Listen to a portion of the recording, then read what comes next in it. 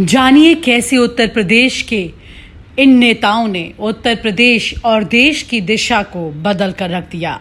मुलायम सिंह यादव उत्तर प्रदेश के ऐसे धुआंधार नेता के रूप में जाने जाते हैं जिन्होंने साधारण परिवार से निकलकर प्रदेश और देश की सियासत में एक बड़ी पहचान बनाई। वो 3 बार उत्तर प्रदेश के मुख्यमंत्री रहे और 1 बार देश के रक्षा मंत्री के रूप में सेवाएं दी।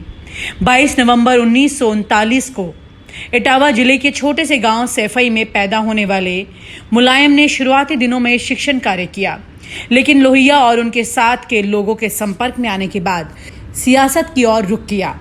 लोकदल के विधायक के रूप में सियासत में कदम रखने वाले मुलायम ने 1992 में समाजवादी पार्टी की नींव रखी।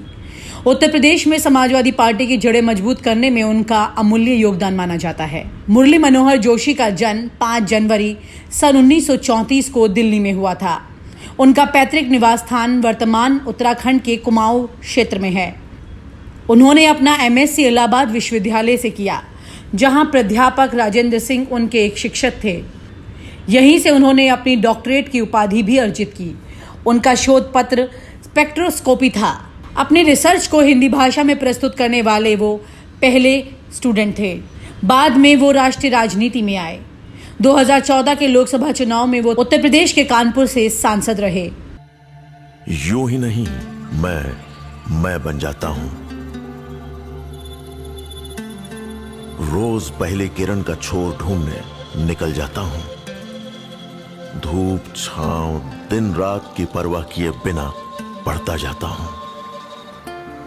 तब कहीं उस उम्दा अनुभव को दुनिया तक पहुंचा पाता हूं। यूं ही नहीं मैं रजनीगंधा बन जाता हूं। अटल बिहारी वाजपेयी भारत के 10वें प्रधानमंत्री थे। वो पहले 16 मई से 1 जून 1996 तक, फिर 19 मार्च 1998 से 22 मई 2004 तक प्रधानमंत्री रहे। वो हिंदी कवि, पत्रकार और एक प्रखर वक्ता थे। वो भारतीय जनसंघ के संस्थापकों में से एक थे और 1968 से 1973 तक उसके अध्यक्ष भी रहे। उन्होंने लंबे समय तक राष्ट्र धर्म, पंचजन्य और वीर अर्जुन आदि राष्ट्र भावना से ओतप्रोत अनेक पत्र पत्रिकाओं का संपादन भी किया। वो 4 दशकों से भारतीय संसद के सदस्य थे। लोकसभा निचले सदन 10 बार और 2 बार राज्यसभा ऊपरी सदन चुने गए थे। उन्होंने लखनऊ के लिए संसद सदस्य के रूप में काम किया। लाल कृष्ण आडवाणी का जन्म 8 नवंबर 1927। भारतीय जनता पार्टी के वो वरिष्ठ नेता हैं। बीजेपी को भारतीय राजनीति में एक प्रमुख पार्टी बनाने में उनका योगदान सर्वोपरि रहा है। वो कई बार भाजपा के राष्ट्रीय अध्यक्ष रहे।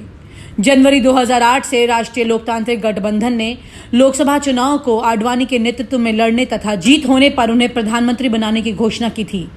बीजेपी के जिन नामों को पूरी पार्टी को खड़ा करने और उसे राष्ट्रीय स्तर तक ले जाने का श्रेय जाता है, उसमें सबसे आगे पंक्ति में नाम आता है लाल कृष्ण आडवाणी का।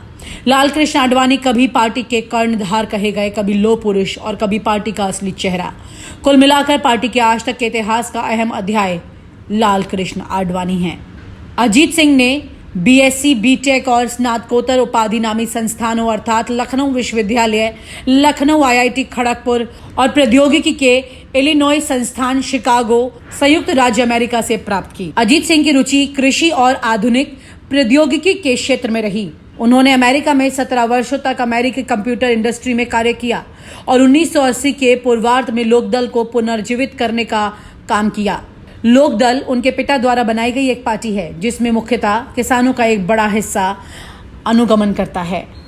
और आप हमसे जुड़े रहने के लिए सब्सक्राइब करें YouTube पर, फॉलो करें Twitter पर और लाइक करें Facebook पर। और ज्यादा जानकारी के लिए न्यूज नशा की वेबसाइट पर जाएं। आपको टाइप करना होगा सिर्फ न्यूज नशा।